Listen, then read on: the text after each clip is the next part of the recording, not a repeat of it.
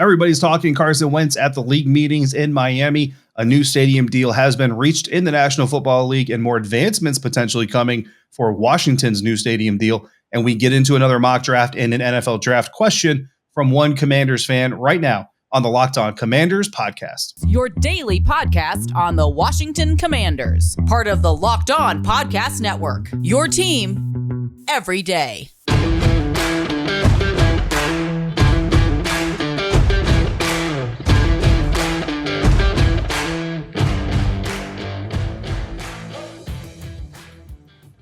Welcome in, Commanders fans, to the Locked On Commanders podcast, part of the Locked On Podcast Network, your team every day. We are your daily podcast covering the Washington Commanders, free and available on all platforms, including YouTube. And we thank you for making us your first listen every single day or your first watch of the day for joining us over on YouTube. I'm David Harrison, covering your Commanders for Sports Illustrated's Fan Nation.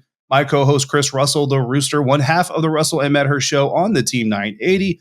Find Chris and Pete there Monday through Friday from 3 to 7 p.m. Eastern or anytime, along with this show on the Audacy app. When we're not there or here, we're on Twitter at dharrison82, at WrestleMania621, and at LO Commanders. Once again, we thank you for making us your first listener view every single day. NFL owners meetings are underway at the Breakers Resort in Miami, Florida. What a tough week of work it must be, Chris, for those guys. But hey, look, to the victor go the spoils, right? And that's what you get when you work for a multi-billion-dollar entertainment industry that only has 32 franchises. Ron Rivera will speak to the media at large on Tuesday morning, so Chris Russell should have some nice updates from that for you on our next episode. Chris will do that on the next episode. Like I said, Rivera did speak, however, to Judy Batista of NFL Network, essentially repeating his nonstop mantra so far of identifying three players: Darius Leonard, Jonathan Taylor, and another one, some coaches who he's spoken to after the trade for Carson Wentz, saying that he feels totally comfortable with Carson Wentz at quarterback, despite all of the questions that he very clearly said, Chris, the questions are out here, not in there, and not with about 40 to 50% of the fan base either. Yeah, I think it's convenient that he just keeps, look, let me just be honest. I like Ron. I think Ron's a good guy, but Ron's also a politician, right? Well, most NFL head coaches be, absolutely. I mean, David, you cover Bruce Arians, right? Yeah. I mean, Bruce is a little bit of a politician too, right? He's going to tell you what you want to hear. I covered Mike Shanahan every day for 4 years, okay? Every day. And I mean, 24 hours a day, 7 days a week. I had more Mike Shanahan than I knew what to do with. It was coming out of my ears. And Mike, I love Mike, great guy, politician, right? Jay Gruden, great guy, politician. Maybe not as polished as Mike and Ron and maybe Bruce, but you get the point. They're all politicians, right? Except for Mike McDaniel in Miami. He might be the only non-politician right now. Well, it's funny that you mentioned that because I also covered Mike, but I also did some other things with Mike that maybe that I probably shouldn't talk about on this podcast. We'll leave those off the show for right now. But we had some good times. Let's put it that way. Back in the younger days, right? And Mike's my guy. I love Mike McDaniel. But anyway, look, nothing that Ron says at this point should surprise us, and nothing that Ron says at this point is going to make me not have a rational concern or uncomfortableness, if you will. Yeah. David, I would just say this. Like, he can say whatever he wants.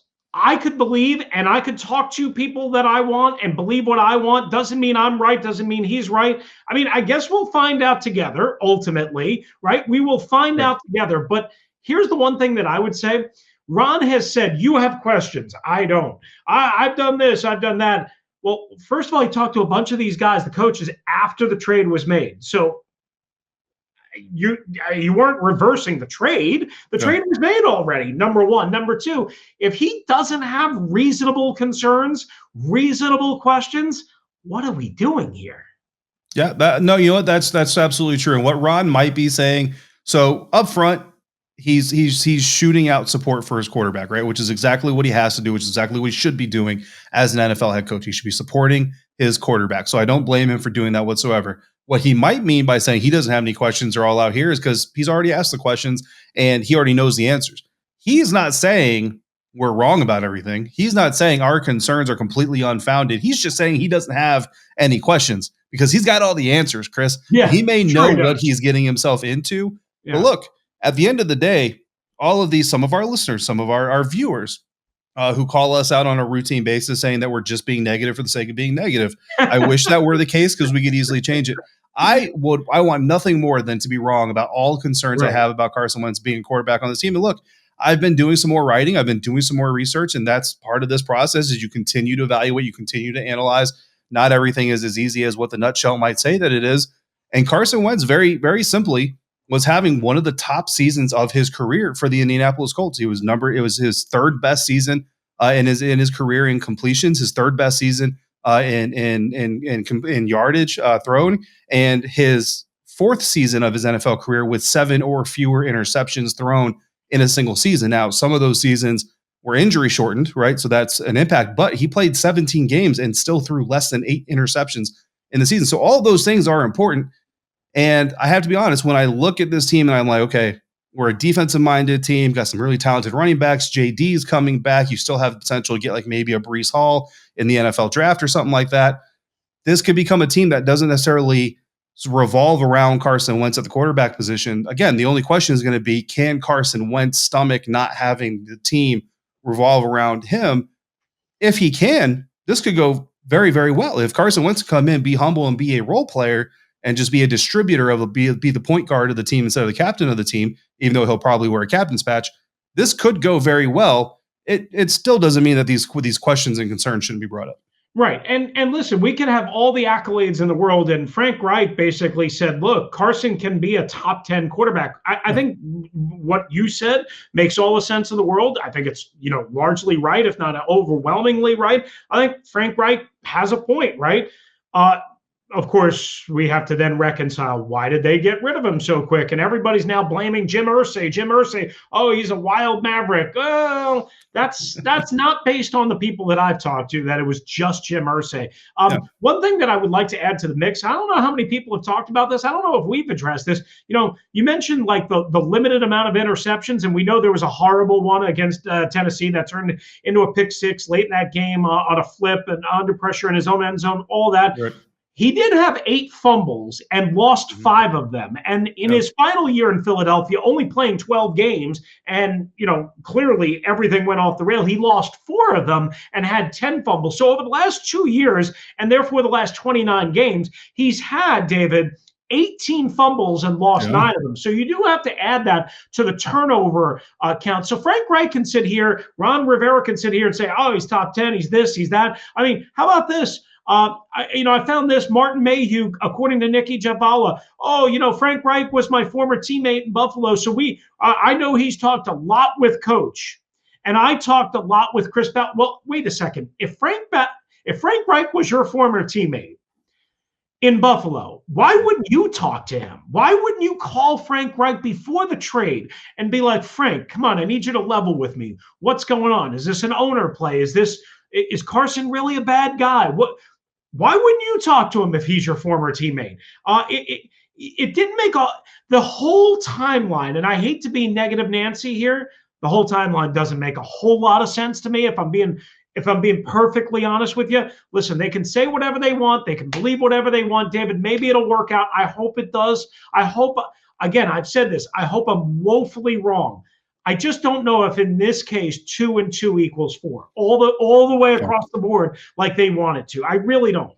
Yeah, my big thing about Frank Reich, I think he likes Carson Wentz. I honestly think he is a champion of Carson Wentz. I just don't think he believes what he's selling as far as Carson's potential to be a top 10 NFL quarterback. But again, you got to go back to it. Washington doesn't need him to be a top 10 quarterback per se. They need him to be a top 15, maybe even a top 16, just be in the top half of the league. And if the defense can get on track early and stay healthy and kind of build off of some of the good things we saw later on in the season, then we can potentially get this thing going on the path that it was supposed to be going on. I would say this. Frank Reich, like you mentioned, was talking at the owners' meetings, kind of mentioned that it's unfair for Carson Wentz to be the scapegoat of everything that happened in Indianapolis. I agree. This is a team sport. You win as a team, you lose as a team. Carson did some horrendous things that he does need to be held accountable for, but so did the rest of the team.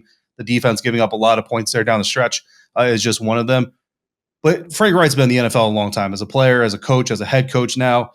You know what happens when your team collapses and you move on from your quarterback unceremoniously. He's going to become the scapegoat. And even if maybe Jim Irsay is the first guy in the Colts building that said, maybe we should move Carson. But Jim Irsay isn't going to move Carson Wentz unless Chris Ballard and Frank Reich are at least on board. They may not fully agree, but they're at least accepting of the move. And I find it very difficult to believe that Frank Reich would be the kind of head coach that is just going to get pushed around by his owner every which way direction, even if he loves this quarterback and is going to be forced to get rid of him, even though I just don't think Frank Reich is that guy. So again, I love the support, and I would be more than happy for our commenters becoming in this thing in week 6 with a 5-1 or a 6-0 Washington Commanders team saying, see guys, you're changing your tune now. Absolutely. I would love for all you guys to call us out on it. But again, these concerns do have to be addressed. They do have to be brought up. And unfortunately, we're about 4 months away still till we're going to really start seeing any type of evidence that we're wrong about some of these concerns. All right. Good conversation there. Lots of stuff still to come from the NFL's owners' meetings. Again, as David mentioned, Ron Rivera scheduled to speak on Tuesday morning. So depending on when you are watching, listening this, he may have already taken to the mic, and we'll have some of that reaction along with A.J. Francis, who formerly played with the then Washington Redskins, also the Seattle Seahawks, also was a part of WWE until recently, as it is WrestleMania week.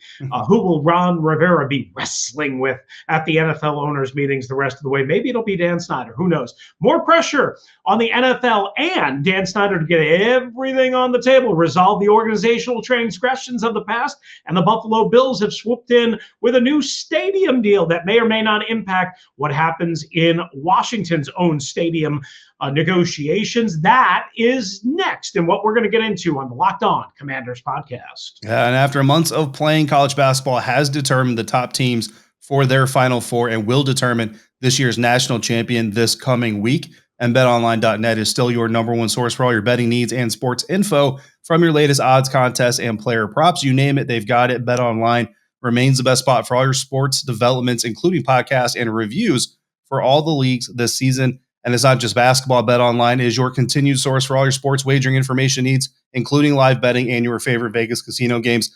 Head to the website today or use your mobile device to learn more about the trends and the action at BetOnline, where the game starts. All right, Commanders fans, thanks again for making us your first listen and watch on YouTube of the day. Now make sure you're following the Locked On NFL podcast, Locked On Experts, covering the biggest stories around the National Football League Monday through Friday in less than 30 minutes.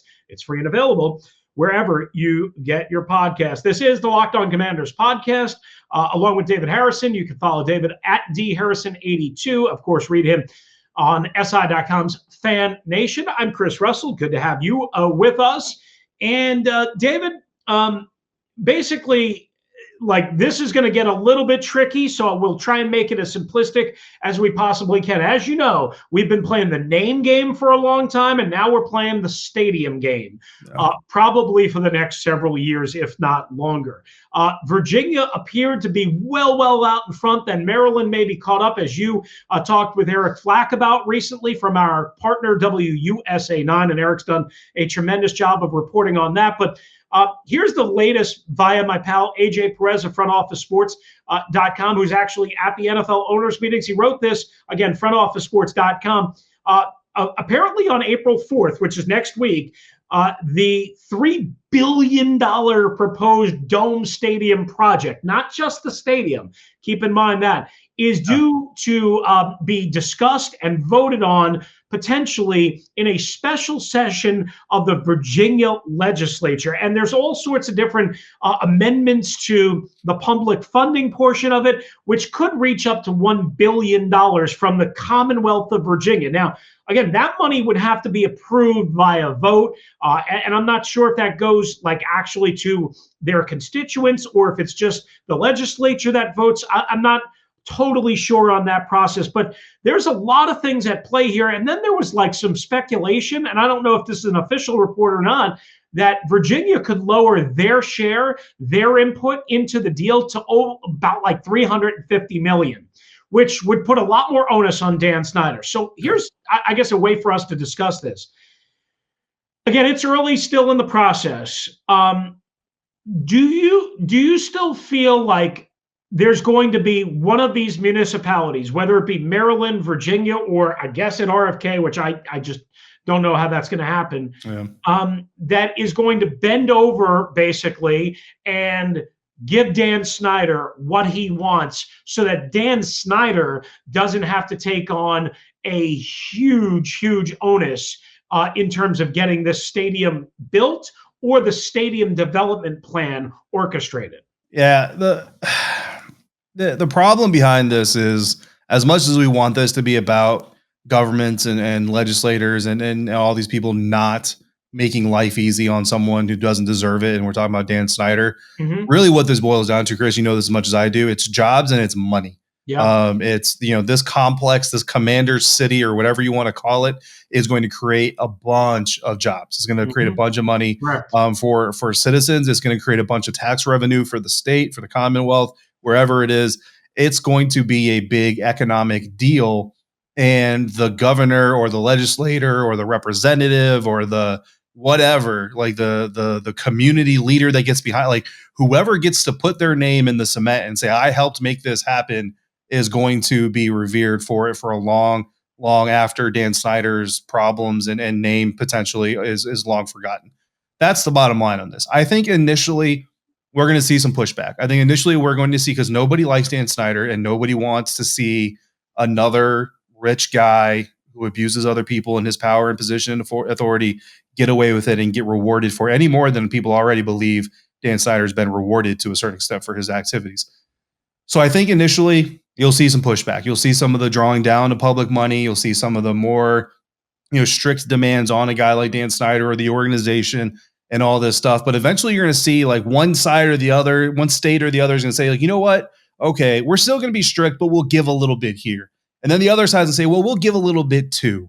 And then the overarching detail of money and economic stimulation is going to come into play. And I'm not saying everybody's just going to lay down at Dan Snyder's feet, but hopefully by then, and that's part of this whole story, right, is that those things are going to get resolved sooner rather than later. Once those things get resolved, it's kind of like the Deshaun Watson situation. Once those things start to get resolved, you're going to see the money impact on this thing take center stage more and more. I agree with you on a lot of that, if not all of that.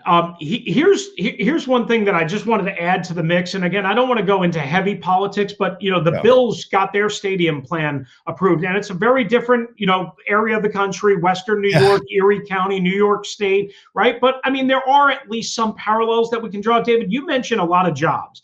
So according to the Buffalo News, this new stadium project, which again does not include an overhead roof, a translucent roof like Washington wants to do, maybe doesn't even include the stadium village like what we're talking about, which would make this roughly a $3 billion project.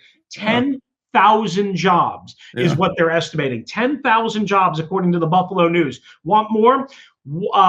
The Bills, according to the Buffalo News, and Erie County, New York, politicians are worth $27 million annually to the state of New York in taxes, including $19.5 million in income tax, and that's only going up as the NFL salary cap is going up. $7 million in taxes in retail, hotel, gas, rental car. So when we talk about, like, for all of the different things about Dan Snyder, right, and they are very real, when we talk about why you build a stadium, why you build a village, right, even though it's benefiting Dan Snyder, and you don't ideally want to do that, think about it's benefiting the Commonwealth of Virginia or the state of Maryland. It's benefiting Prince George's County or Prince William County or Loudoun County, wherever they decide to go.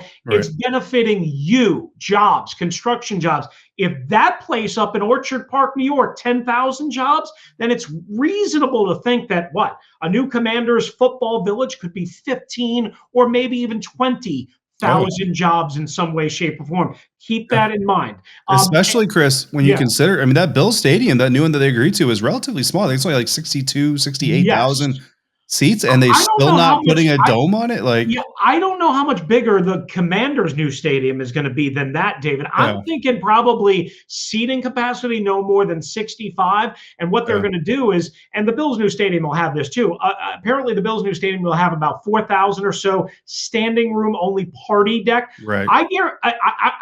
I'm thinking, I don't want to guarantee anything. I'm thinking this stadium, wherever it gets built for the Commanders, is going to have 5,000 plus standing room only seats, party decks, modified seating sections, because think about it. A lot of people want the high-end amenities. A lot of people don't want to be sitting in those tight, rigid, old stadium types, and they'll be new. But those tight, rigid stadium seats, they want different experiences. So keep that in mind when we talk about overall capacity and so on. So the Bills situation will be interesting to kind of mirror to the Washington Commanders. A lot more talk on that, of course, to come in the I have a question, Chris. Yeah. So you are familiar with the Buffalo area, obviously. I think more so than I am. I'm familiar with the Buffalo area due to my time in upstate New York.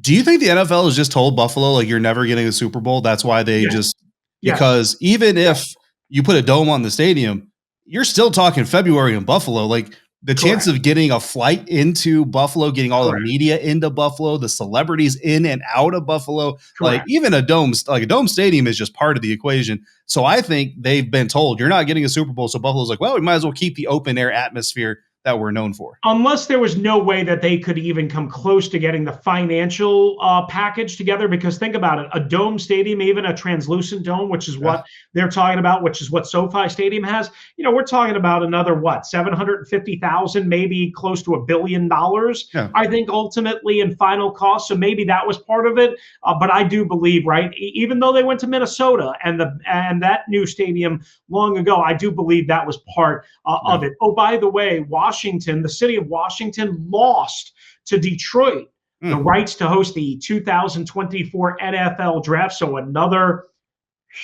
slap in the face to Dan Snyder. I will not be going to the 2024 NFL draft. That's all I know. All right, coming up next, Eric Crocker, our colleague from here at Locked On, has a new mock draft. 2 quarterbacks, not 1, 2, going in the first 10 picks. And who does the Washington Commanders select at number 11? That is next. This episode is brought to you by our friends at Rock Auto and rockauto.com. Whether you have an old car, a new car, whether you have a foreign or domestic, you're going to need parts, whether it be vanity or a major repair somewhere along the line. If you're a do-it-yourselfer and you want to do it at a fair and convenient price, and you don't want to waste your time getting roped around by the big auto parts superstore, well, we have a perfect suggestion for you. And again, that is our partners at Rock Auto and rockauto.com. Why spend 30, 50, or 100% more for the same auto parts from a chain store or a car dealership? That's another point, right? Save money at rockauto.com. Get a great experience. And when you go to rockauto.com, which you should do right now, especially if you need a part for your car or truck, which maybe you do, see all the parts available for said car or truck and write Locked On in there. How did you hear about us, Bucs? So they know Locked On sent you. Amazing selection, reliably low prices, all the parts your car will ever need. Trust us, rockauto.com. Segment 3 here at the Locked On Commanders podcast. David Harrison and Chris Russell on Twitter at DHarrison82, at WrestleMania621, the show at LO Commanders. Yesterday was Mock Draft Monday, but we had so much fun doing it, we had to do it again. Mock Draft Tuesday, Eric Crocker of the Locked On NFL Draft podcast dropping his latest mock.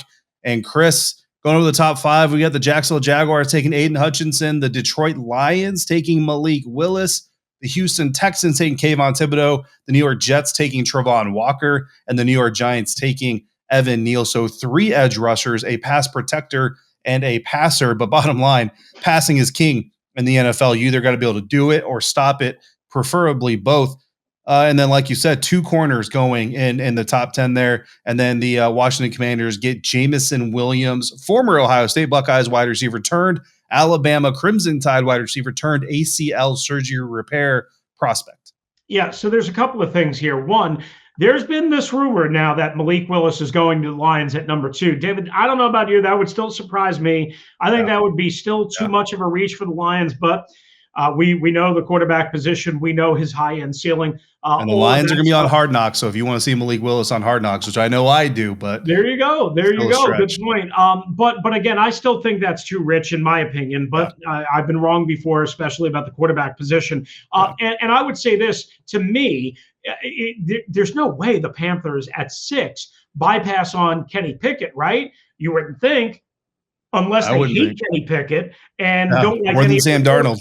Yeah, I don't know. So I mean, there you go with the top 10, right? And Ahmad Gardner, Sauce Gardner, goes at number 9 to the Seahawks. So that brings us to number 11 with a couple of quarterbacks off the board. Again, guys like Derek Stingley Jr. would be available in this particular case, but even like the Trayvon Walkers and the Jermaine Johnsons, where you say, well, we don't need a defensive end pass rusher. Yes, you do. You always need more help in that area. Well, they would be gone. So really you're looking at, again, wide receiver being the primary match kind of need, because I'm not a Stingley fan, right? So Jameson Williams would make sense from a need area, but I'm curious what you think. He might be, when healthy, the best receiver in the draft, but can they afford to take another guy coming off of a significant injury when you already have the mess that is Curtis Samuel, and you have Logan Thomas coming off of a torn ACL, suffered in early December? Can you afford to do that, even if you think Jameson Williams is the best talent in the draft? No. Or at that position?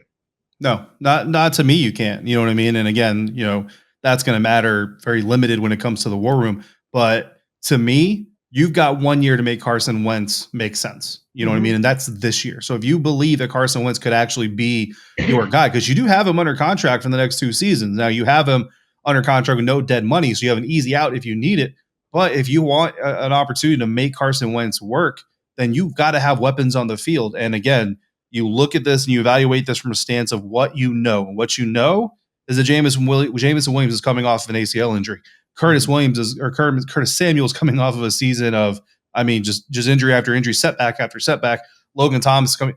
You can't add to that mix. If you're me, you can't add to that mix. You either go with Garrett Wilson out of Ohio State, who's a healthy top tier wide receiver prospect, or you go with Kyle Hamilton and you boost your secondary and your defense to help Carson Wentz not have to put up 25 points a game.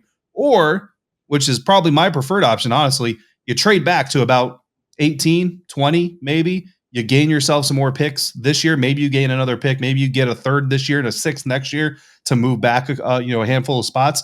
And you either get the 2nd or 3rd receiver off the board, or maybe you get Andrew Booth Jr. out of Clemson, or you get Devontae Wyatt out of Georgia, or you do whatever you want to do to bolster one of those premium positions. But you don't, in my opinion, take a player in the top 15 that may very well contribute to already. You're already sitting here saying, without injuries, we were a playoff team. What are you going to say in 23? Well, without injuries, including the one we drafted, we would have been. That excuse is only going to fly so long. Be real interesting to see at 11 if Kyle Hamilton's on the board still, if they trade down or not, or decide not to take him. Yeah. Which here he is. He's on the board here. Me, right. I take him. Right. I don't know how much they love Bobby McCain, but yes. I take Kyle Hamilton 11. So would I probably. Thanks again, guys, for making the Locked On Commanders podcast your first listen and watch if you're watching on YouTube of the day. Now make your second listen and watch the Locked On NFL Draft podcast with Ryan Tracy and the aforementioned former NFL corner Eric Crocker, as they bring the NFL Draft to life each and every day with insight and analysis on college football prospects and NFL front offices. It's free and available wherever you get your podcast. All right, we're a little bit backlogged with voicemails. David is going to get to them in his next episode, which is going to be on Thursday. I'll be solo with you. AJ Francis, former Redskin, former NFL defensive lineman, former WWE superstar, going to be with us for the next edition, or at least he's scheduled, I should say, as we talk NFL and WrestleMania, baby. If you have a question or a topic you want to get in, LockedOnWashingtonCommanders@gmail.com, or if you want to hop in on that voicemail, 301-615-3577. For David Harrison, who's covering the Washington Commanders for SI.com's Fan Nation, I'm Chris Russell, one half of the Russell and Medhurst Show on the Team 980 and the Audacy app. If you're out and about, please be safe, be kind to one another. Don't you dare drive like a maniac, especially if the weather's bad, which it has been. And thank you for joining us right here on the Locked On Commanders podcast.